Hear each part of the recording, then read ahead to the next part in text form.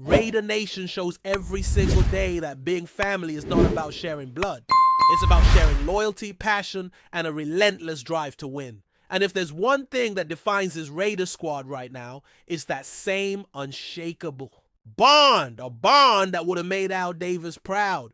I'm telling you, if you're questioning why Al Davis would be smiling down at this team, by the end of this breakdown, you're going to be nodding your head and thinking, yeah, this version of the Raiders might just be onto something special. Let me take you through exactly why the future of the Raiders feels so different, so energized, so aligned from what we've seen in recent years. Because honestly, there's a sense of purpose here that's been missing. A structure, a system, a belief.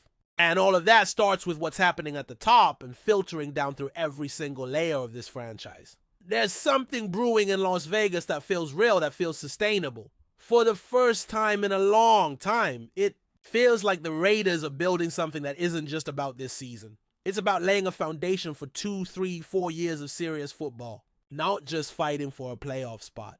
Building toward championships. And if we're talking about championship DNA, you better believe Pete Carroll's influence is front and center.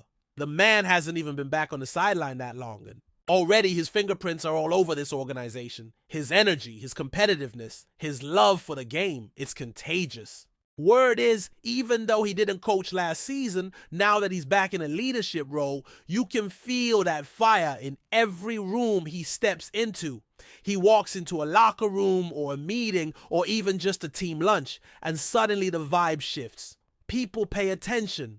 People compete because that's what Pete Carroll brings. He demands that you elevate, and the crazy part is he makes you want to do it. That kind of energy doesn't just stay in the locker room. It's spread across the entire organization, from the cafeteria, to the weight room, to the front office, social media team, equipment staff. There's a hunger that's taken over this building. A competitive edge that says, we're not satisfied being average. We're here to dominate. And you need that when you're sitting at the same AFC West table as guys like Andy Reid, Jim Harbaugh, and Sean Payton, legends of the game.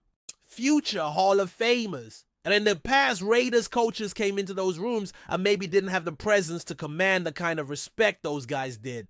That's no disrespect to Antonio Pierce or Josh McDaniels or even John Gruden, but Pete Carroll walks into that room and people listen. There's a difference when you've got a Super Bowl ring, a college national championship, and decades of success backing your every word. Pete belongs in that room, and that means the Raiders now belong in that conversation. And here's the thing about Pete that I love.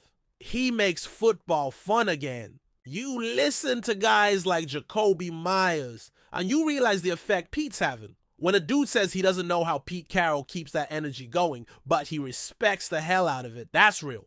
He even joked it's like Pete's on some kind of drug because his energy is that intense, that constant. And when grown men, millionaires, competitors with egos and pride are inspired by a coach pushing 73 years old, that tells you everything you need to know. These guys are buying in. And when a team buys in, watch out. But Carroll is only one piece of this puzzle. What's really making this Raiders team dangerous is the alignment throughout the entire organization. You look at the trio of John Spytek, Tom Brady, and Pete Carroll, and suddenly there's a clear chain of command. There's vision. There's purpose. Mark Davis made maybe his smartest move yet by stepping back and letting football minds take over the football decisions. And it shows. Because for the first time in a long time, the Raiders are acting like a smart franchise. No panic moves, no head-scratching signings. Just smart, calculated decisions that build toward a bigger plan. And I love how this team is taking a page from college football culture, something Spytek and Brady have clearly emphasized. They're not just building a roster of talented athletes. They're building a program, a place where players buy into something bigger than themselves, a system, a culture. You don't just play for the Raiders, you become a Raider. That's how winning organizations operate. And it's not something we've seen a lot of in this league. Too many NFL teams don't operate like cold businesses. This version of the Raiders is operating like a family, a brotherhood. And that matters. That mindset is showing up in the front office too. This is a group that's now stacked with talent. We're talking about folks who've worked under guys like Omar Khan in Pittsburgh and Howie Roseman in Philadelphia. Two of the sharpest minds in the game. That kind of pedigree doesn't just happen. It's intentional. The Raiders are surrounding themselves with winners, with people who've built elite rosters, who understand cap management, who know how to scout and develop and manage talent. It's an underrated part of why this team is trending up, but it's absolutely critical. And then you add in the coaching staff. I mean, getting Chip Kelly in the building. That's huge. The guy's one of the best offensive minds in football. Combine him with Greg Olsen, who's as experienced as they come at coaching quarterbacks, and Patrick Graham, a respected defensive mind who's sticking around and even got a raise. That's a coaching staff with depth, with range, with real leadership.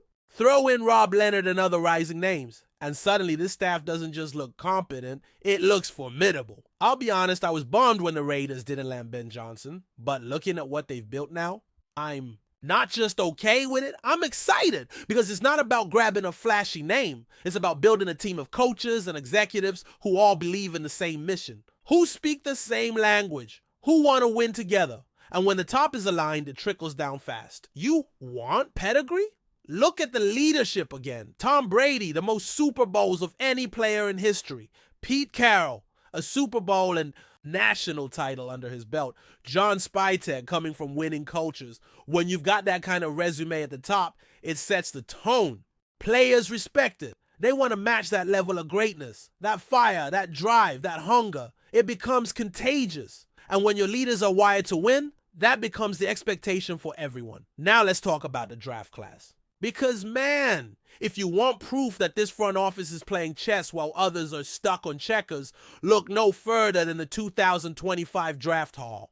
Not only did they log the second most snaps among all rookie classes, over 22,000 snaps combined, but check this out, 9 of the 11 players drafted were college team captains. That's not a coincidence. That's a strategy. This team is targeting leaders, guys who love football, guys who elevate the locker room, guys who want to build something special in Las Vegas, not just pad their stats and chase contracts. Think about that for a second.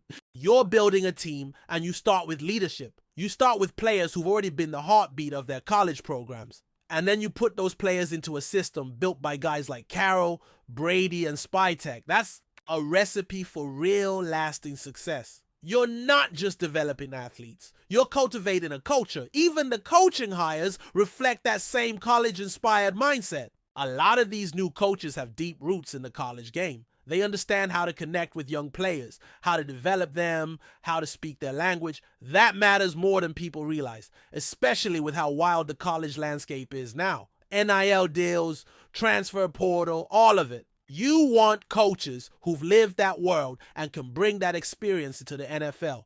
It eases the transition for players, makes the learning curve shorter, and gets everyone on the same page faster. You need young players? You got them. The Raiders have one of the youngest rosters in the entire league.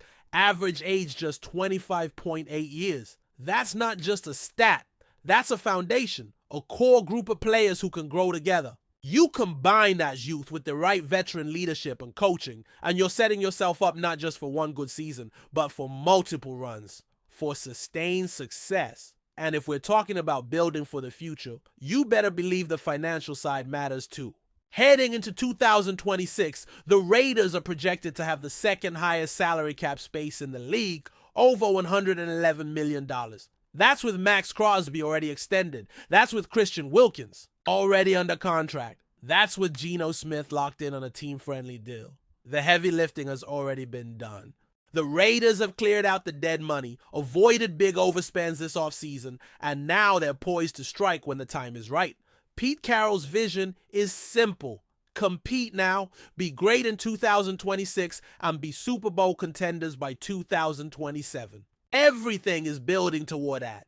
Every move, every hire, every draft pick, every dollar saved. This isn't guesswork. This is planning. This is vision. Before we continue, don't forget to subscribe to our channel and give this video a like. Your support helps us keep bringing you the latest updates on our Las Vegas Raiders. And don't be shy, drop your thoughts on the news in the comments below.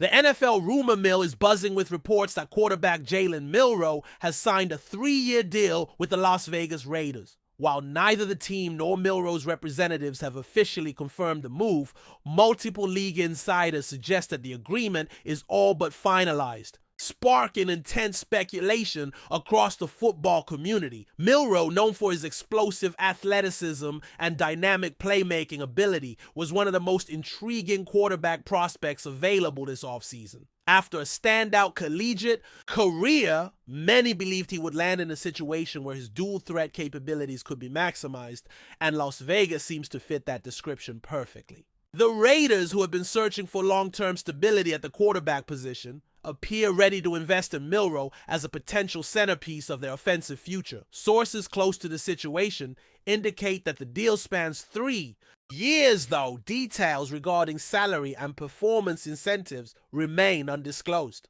Some analysts view this potential signing as a bold move for the Raiders, signaling a commitment to revamping their offensive scheme to better accommodate a quarterback with Milroe's unique skill set. If the rumors are true, this would be a significant shift for the Raiders, who have seen a carousel of quarterbacks over the past few seasons. Milroe's arrival could signal the beginning of a new era in Las Vegas, offering fans hope for a more dynamic and unpredictable offense. However, others caution that while Milroe's talent is undeniable, transitioning from college to the pros is never without challenges. The speculation continues to swirl. All eyes are on the Raiders front office for an official announcement. Until then, fans and analysts alike are left to wonder, has Las Vegas found its quarterback of the future in JALEN MILROE? Or is this just another off-season rumor that will quietly fade away? That's it for this update. If you enjoyed the video and want to stay updated with exclusive news about our Las Vegas Raiders, be sure to subscribe to our channel and hit that like button. We can't wait to hear your thoughts in the comments. See you in the next video.